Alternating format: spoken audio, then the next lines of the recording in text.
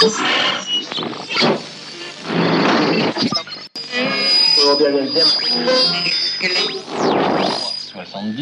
le deuxième était le...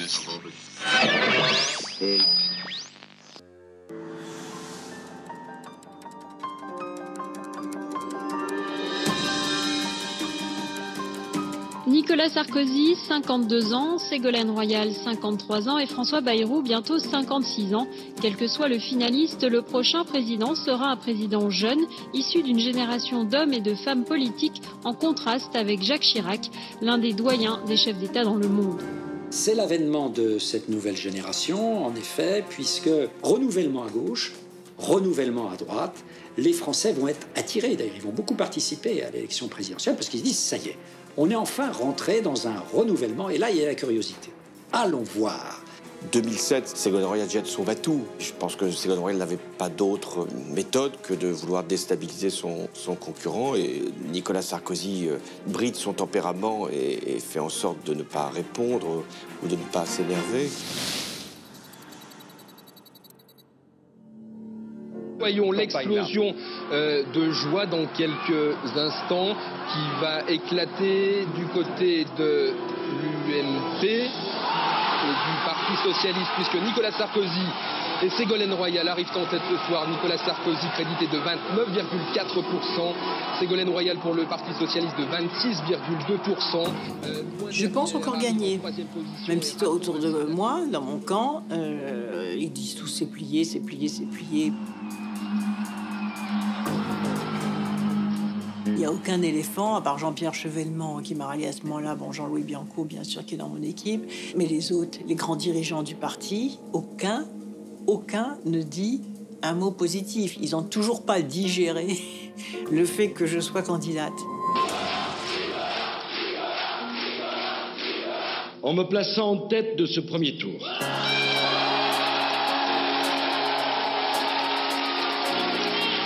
et en plaçant Madame Royal en deuxième position, ils ont marqué clairement leur souhait d'aller au bout du débat entre deux idées de la nation, deux projets de société, deux systèmes de valeurs, deux conceptions de la politique. On avait peur qu'il soit un peu mal dominant, qu'il soit agressif, qu'il lui dise assez rapidement qu'elle disait n'importe quoi. Et c'était vraiment notre crainte. Et au fond, l'objectif de ce débat d'entre-deux tours, c'était de montrer que Nicolas Sarkozy, fort de sondages qui lui étaient favorables, était déjà presque dans sa tête président de la République avant que le second tour n'ait lieu. Côté Ségolène Royal, depuis des jours, un mot d'ordre, la sérénité. La préparation du débat d'entre-deux tours est toujours à mon esprit pendant toute la campagne, parce que je sais que ça va être le point culminant, que c'est la première fois dans l'histoire de France qu'une femme est au second tour de l'élection présidentielle, donc je mesure aussi la responsabilité qui est la mienne, et je travaille énormément. J'arrive extrêmement prête. Elle se prépare en ayant elle-même le souci, je vous l'ai dit, d'être sincère, authentique et crédible. Et qu'il n'y a pas là d'organisation. Oui, il n'y a pas de coaching, comme un match de boxe. Il n'y a pas de répétition de quelqu'un qui joue le rôle de Sarkozy. On est concentré sur le fond, en fait. Il n'y a pas de truc. Peut-être que j'aurais dû, parce que je pense que je vois dans les équipes américaines, il y a le spécialiste du body language, le spécialiste de comment on regarde et comment on parle et comment on virevolte, etc. Non, il n'y a pas ça. Dernier réglage, derniers ajustements. Rien n'est laissé au hasard, pas même la température ambiante sur le plateau. C'est un grand débat à chaque fois. Est-ce qu'on met 19? Est-ce qu'on met 20? Est-ce qu'on met 21? Il y a une demande de ce côté-là d'être à 21. Ah! Et il y a une demande de l'autre côté. Après, je suis à 22. Je sais pas, ils sont pas venus encore, mais ce serait plutôt à 19-20. Nicolas Sarkozy est quelqu'un qui a naturellement tendance à transpirer. Il était donc favorable à une température assez basse, de l'ordre de 18 degrés, pour une simple raison. Nicolas Sarkozy ne voulait pas paraître transpirant, etc., ce qui fait toujours mauvais effet auprès des téléspectateurs. L'après-midi même, précédant le débat, son épouse lui a annoncé son intention de divorcer. Vraisemblablement, les problèmes personnels ont joué. En fait, il arrive dans ce débat, il est quand même très affaibli, malheureux, affaibli psychologiquement. Quand je la rencontre, je fais le maquillage dans sa loge, je la trouve parfaite. souveraine, en un mot, royale. Et je suis personnellement très confiant. Je suis concentrée, je suis heureuse d'être là. Et c'est l'aboutissement de cette longue campagne, de ce long travail avec les Français qui sont venus tellement nombreux à toutes ces réunions publiques. Donc je suis consciente de cette responsabilité-là. Et je veux gagner, surtout. Mais je veux gagner en dignité. Ils ne se croisent pas tous les deux avant. Ils se croisent sur le plateau et il y a même une poignée de main qui est assez froide, si ma mémoire est bonne. Parce qu'en fin de compte, vous n'avez pas envie de vous serrer la main. Vous avez vraiment envie de rentrer dedans, quoi. Rentrer dans le débat, bien sûr. Ça, c'est vraiment l'objectif. Il est déjà très transpirant, en tout cas, ça je le vois. Il n'est pas très sûr de lui. Bonsoir à tous. Bonsoir Ségolène Royal. Bonsoir Nicolas Sarkozy. Bonsoir. Le tirage au sort qui a été effectué tout à l'heure au siège du CSA va permettre à Nicolas Sarkozy de commencer l'exercice et à Ségolène Royal de le conclure. C'est lui qui doit commencer. Et bizarrement, Patrick Poivre d'Arvor me passe la parole en premier. Mais apparemment, juste un petit mot pour essayer de détendre l'atmosphère sur votre état d'esprit aux uns et aux autres. Ségolène Royal, vous vous sentez comment? Très bien. Très bien d'être ici, très heureuse. Merci. Nicolas Sarkozy. Concentré, parce que c'est naturellement un débat, c'est quelque chose d'exigeant. Et les Français nous ont sélectionnés, Madame Royal et moi. Donc il y a une petite technique de déstabilisation. Je ne sais pas si elle avait été concoctée avec Nicolas Sarkozy. Et c'était très bizarre si vous regardez le débat. C'est un moment quand même très sérieux. Et Patrick Poivre me dit « Alors, Ségolène Royal, comment vous vous sentez ?» Il y a eu ce petit micmac à ce moment-là. Ségolène Royal, vous avez... Je voudrais revenir un instant sur la conception du pouvoir, parce que je crois que c'est important. Elle a adopté, dès le départ, une posture d'agressivité. C'est très étrange, parce que ce qui fait la force possible de Ségolène Royal à l'image, c'est son charme.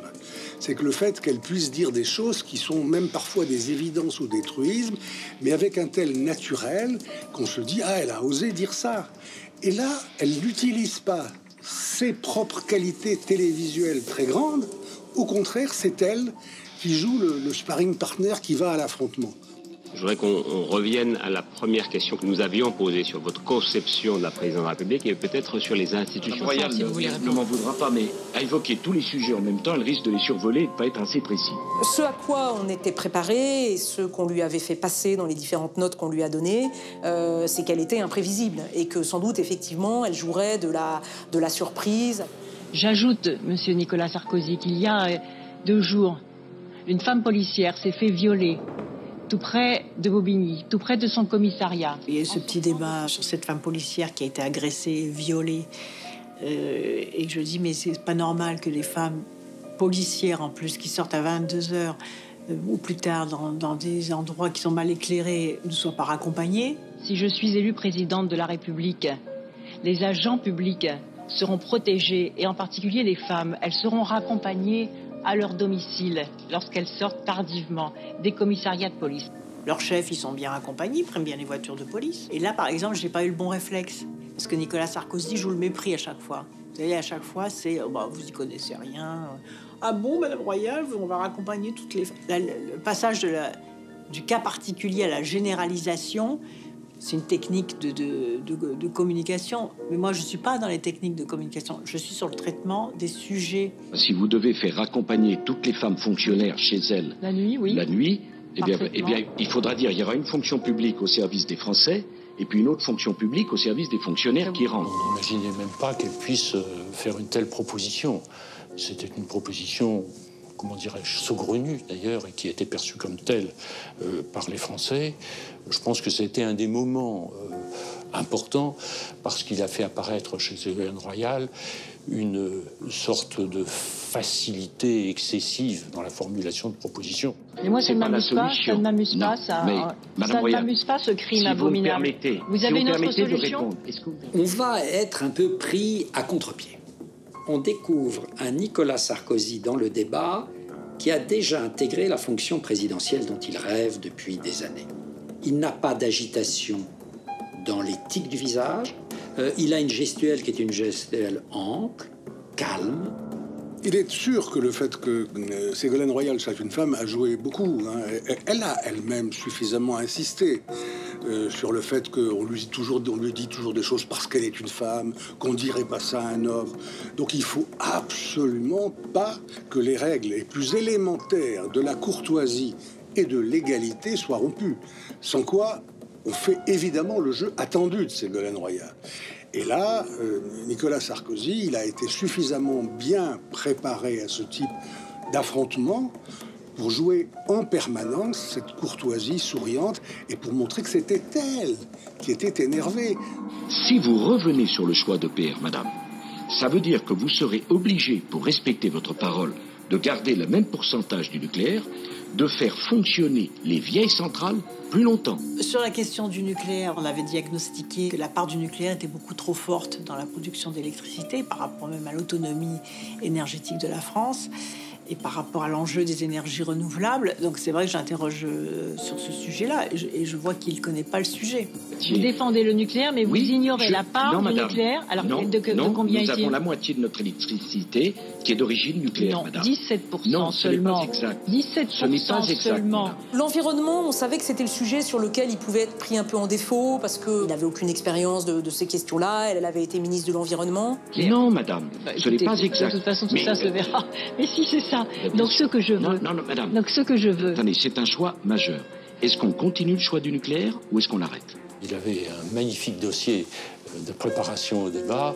Tout y était, mais ces dossiers sont toujours trop volumineux, trop complets. Et l'équipe qui l'avait préparé était un tout petit peu frustrée qu'il ait, sur ce point particulier, montré des signes de faiblesse. Le PR n'est pas une nouvelle, pas une centrale. Bien sûr. Mais vous mélangez tout. Le PR est un prototype. Non, madame. Le PR est le prototype de quelle génération? Ce n'est pas un prototype, c'est la 4e génération. Non, c'est la 3e génération. Nous venons de le vendre à la Finlande, madame.